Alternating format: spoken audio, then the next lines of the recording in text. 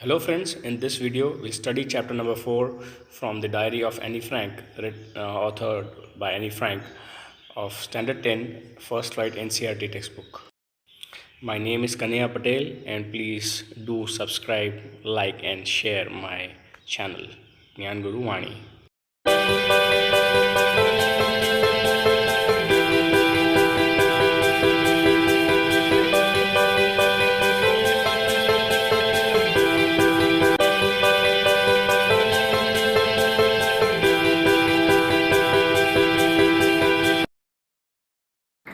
This chapter from the diary of Annie Frank tells us about the life that Annie Frank had during her small lifespan when she with her family was running around to hide from the Nazis invasion. And this chapter is taken from her diary. After her death, her father finds a diary and he tried to convert this into a small little, book that was well known, and let's see what exactly the introduction has to tell us over here. After 2 years in hiding, the group was betrayed and transported to the concentration camp system where Annie died of typhus in Bergen-Belsen within days of her sister Margot Frank. So Annie Frank died a few days later after her sister Margot died due to a disease named as typhus in Bergen-Belsen. Her father, Otto, the only survivor of the group, returned to Amsterdam after the war ended to find that her diary had been saved. So over here, her father also found the diary of Annie when he returned to Amsterdam almost 2 years after she died. Convinced that it was a unique record, he took action to it to be published in English under the name The Diary of a Young Girl. So her father decided to have this diary published. Initially this diary and the language that Annie used was in Dutch, and he converted it or translated it into English and had it published into a nice little book named. It was eventually translated from its original Dutch into many languages and became one of the world's most widely read books. So the initial language, as I said, was in Dutch. It was translated and then it became one of the most famous books that were read around during those days, and it's still been appreciated by a lot of people. There have also been several films, televisions and theatrical productions, and even an opera based on this diary. So films, theatrical productions and even an opera has been based and related to this diary. Described as the work of a mature and insightful mind, the diary provides an intimate examination of daily life under Nazi occupation. Over here, it explains the maturity and the understanding that Annie had, and during the life that she spent during the Nazi invasion. So she's almost said that she was trying to put all her daily things to the diary like a small kid, but a matured kid. Annie Frank has become one of the most renowned and discussed of the Holocaust victims. So the victims that were there during those invasions of Nazis, she was the most read among those people in the period. So let's see what the chapter says. Writing a diary is a really strange experience for someone like me. Not only because I've never written anything before, but also because it seems to me that later on neither I or anyone else will be interested in the musings of a 13-year-old schoolgirl. So when she's writing this diary, she says that this is not something that I've done on a daily basis, and she is not even sure if someone will be interested to read a life of musing, like a small girl's life. Who will be interested to read a small girl life, how she's living a life on a daily basis. I mean, really, it's worth thinking. Would you and me like to read someone's daily life, provided you know that the writer is a school-going girl? So that's how she expresses her thoughts as well. Oh well, it doesn't matter. I feel like writing, and I have even a greater need to get all kind of things off my chest. Paper has more patience than people. So she says that I have a valid reason for writing this diary, and I feel that the comparably paper has a lot of patience when I compared the patience level of a paper and a human being. So she feels that paper can keep a lot many secrets to itself, and rather comparatively people, if you discuss they share things. So she said paper is more reliable. taking things off my chest means trying to express her thoughts and feelings that are there in her heart and putting her out on a paper. So this is a kind of saying in English, paper has more patience than people.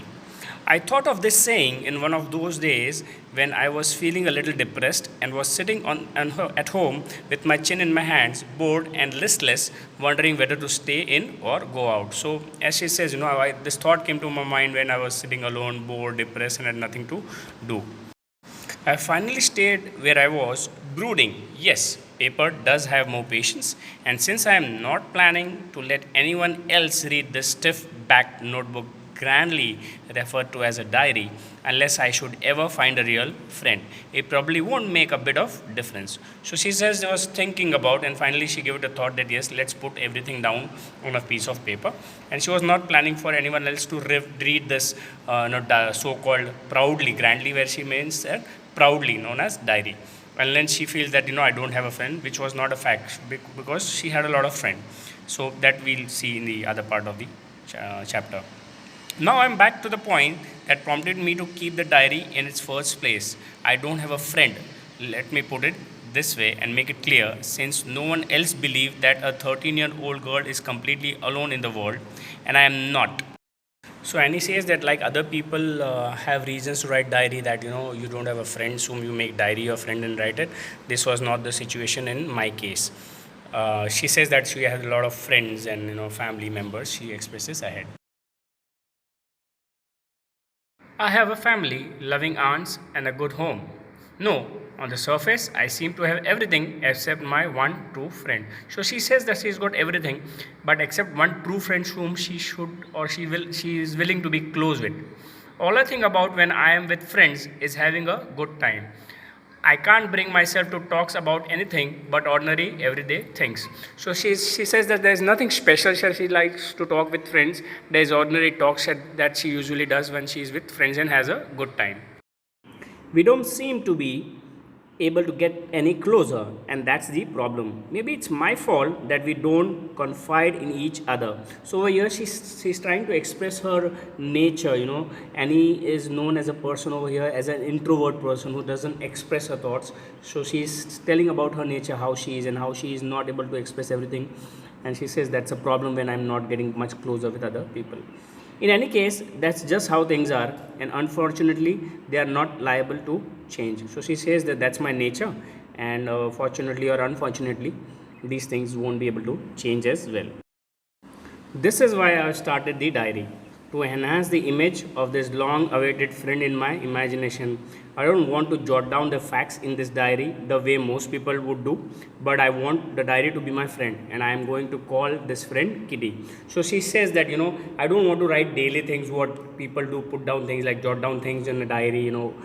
She wants to put her imagination, and that's the reason she counts this diary as a good friend of hers, and she also names the diary Kitty. Since no one would understand a word of my stories to Kitty, if I were to prolong write in, I'd better provide a brief sketch of my life, much as I dislike doing so. So again, she's saying that I'm not a person who likes to describe her life. She'd rather put it or share it with Kitty the diary. My father, the most adorable father I've ever seen, didn't marry my mother until he was 36 and she was 25. So she says that her father got married at the age of 36, her mother at the age of 25. Her sister Margaret was born at Frankfurt in Germany in 1926. Now she's sharing a bit about her family and her sister being born and everything. I live in Frankfurt until I was 4. So she says I was born on 12 June 1929, lived in Frankfurt till she was 4 years old. My father immigrated to Holland in 1933. Suppose that her father completely immigrated with the family in 1933. My mother, Edith Hollander Frank, went with him to Holland in September, while Margaret and I were sent to Aachen to stay with our grandmother. So then they were sent to the German city of Aachen over there with the grandmother to stay, while her parents shifted to Holland. Margot went to Holland in December and I followed in February, when I was flung down on the table as a birthday present for Margaret. So when it was Margaret's birthday, I was given to her that, here's your birthday gift. I started right away at the Montessori nursery school. I stayed there until I was 6. At the time, at which time I started in the first form. So she says that I was then put to Montessori school, nursery school. I was there till there for another till the time I was 6. So when I was 6 years old, then I was put into first form. First form means first standard. In the sixth form, my teacher was Mrs. Kupris, the headmistress. So when she went into sixth standard, her headmistress was Kupris, Mrs. Kupris. At the end of the year, we were both in tears as we said a heartbreaking farewell. So there they were not happy being departed at the end of the year. Even maybe either of them were leaving the school and going ahead.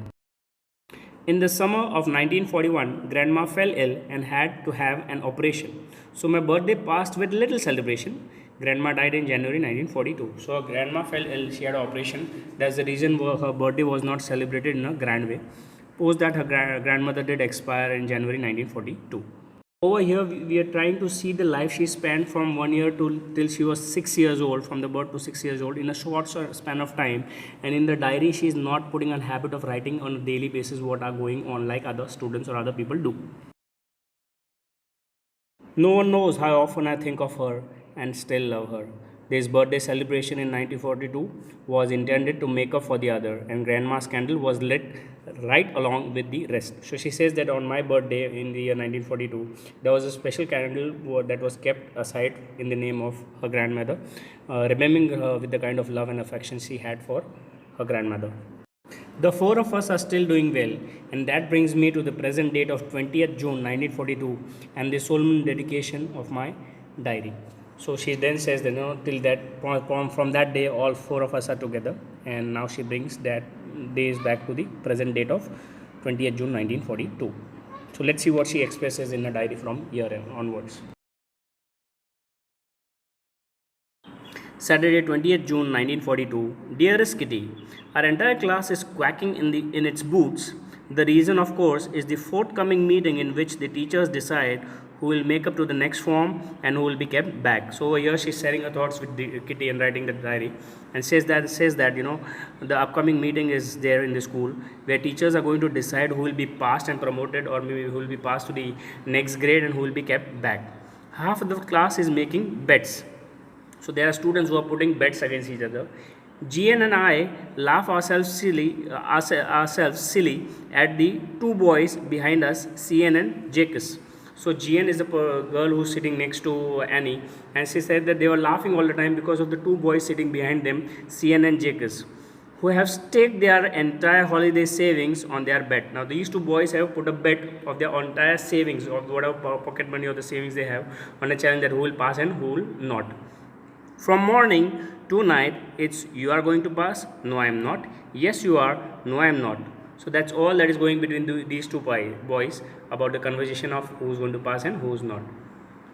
Even G's pleading glances and my anger outbursts can't calm them down. So even every now and then G is giving her looks, GN is giving these two guys looks. Even Annie is giving them, trying to give them outbursts and trying to calm them. But there is no change whatsoever in the conversation that CN and Jacques have throughout the day. Just counting and telling that, putting bets that you'll pass, I'll pass, you'll not pass, I'll pass. If you ask me, there are so many dummies that about a quarter of the class should be kept back. But teachers are the most unpredictable creatures on earth. So over here she says that one quarter, almost 1/4 of the class should be kept back. That's her perception and her thought, and his perception and thought. But again she says you cannot predict what teachers think. I'm not so worried about my girlfriends and myself. Well, make it. The only subject I'm not sure about is maths. So she says that she is not worried about her friends and the girls whom she is friend with, that they'll pass or not. But however, she says she's a bit concerned about the subject of maths. Anyways, all we can do is wait. Until then, we keep telling each other not to lose heart. I get along pretty well with all my teachers. So she says that that's the only option that we have is to tell wait and have. They don't have a choice over here. It's better wait until the results are out and not lose hope and heart. And she also expresses that she's got a good rapport and understanding with all the teachers around. There are 9 of them, 7 men and 2 women. So she says there are 7 men and 2 women who are teachers. Mr. Keesing, the only foggy who teaches maths, was annoyed with me for ages because I talk too much. So, however, she says that she has a good rapport with teachers. Mr. Keesing is the only old foggy, means a person with old perception who teaches her maths, often got annoyed with her because of her talking habits. After several warnings, he assigned me extra homework, an essay on the subject, a chatterbox. A chatterbox? What can you write about that? I'd worried about that later, I decided.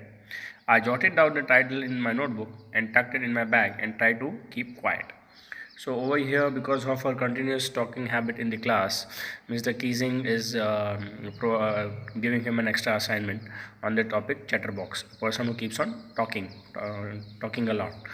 So over here, she starts thinking that what can a person write about chatterbox, and then she says, okay, I'll note down the topic and think about it later, and then she tries to keep quiet and continue concentrating in the class.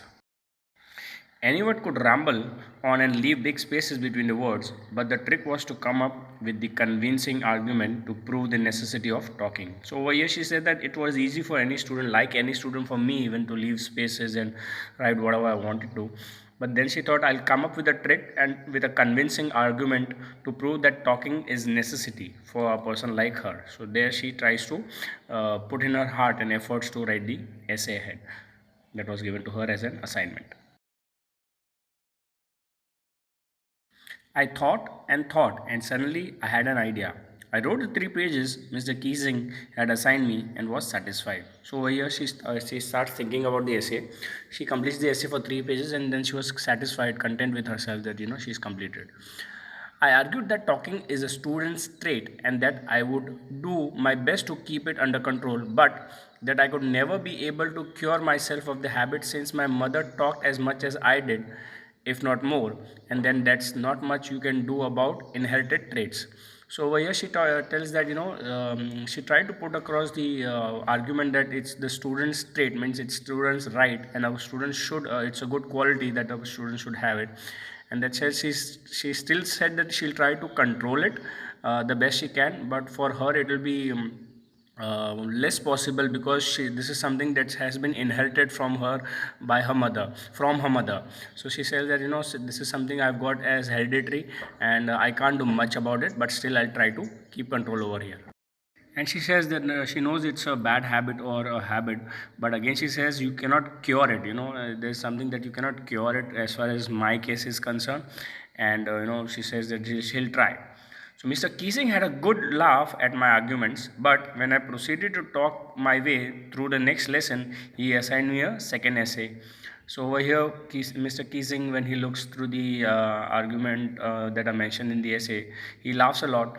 But in the next next lesson, when it's going on, it continues the way Annie was talking. He again gives her a second essay as homework. This time it was supposed to be an incorrigible chatterbox. I handed it, and Mr. Keesing had nothing to complain for about 2 lessons.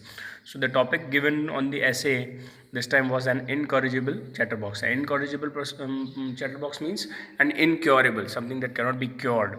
You know. So again, she writes the essay and hands it over to Mr. Keesing, and further again, he has no complaints about any for next 2 lessons.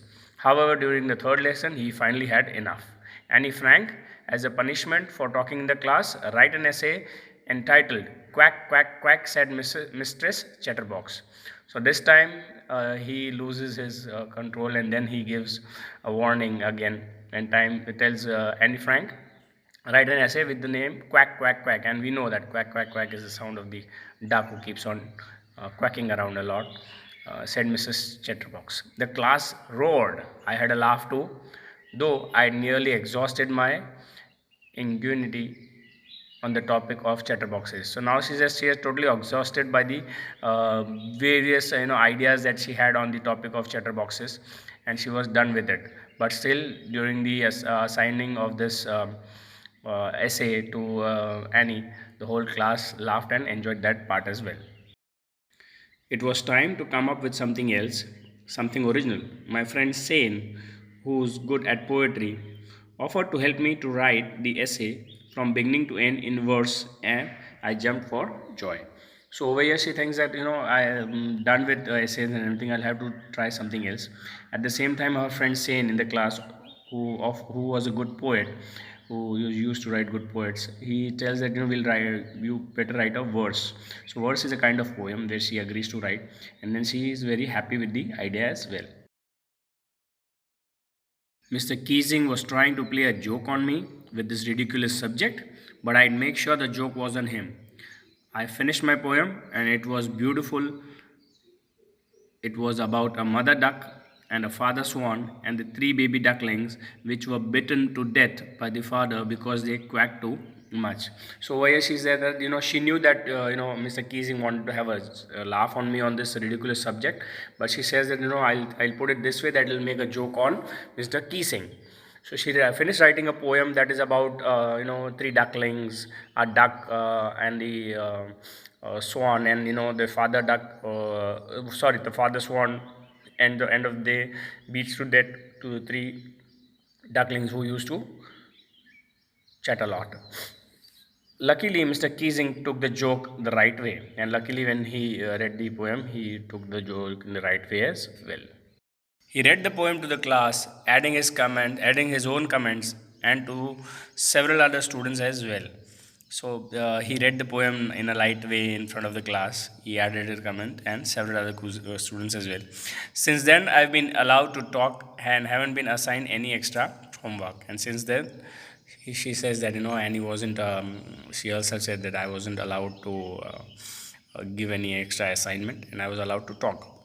On the contrary, Mr. Keesings always makes jokes these days. So now she is having a good rapport with Mr. Keesings, and she says that he is always joking around. Yours, Annie, extract from the diary of a young girl with slight adaptation.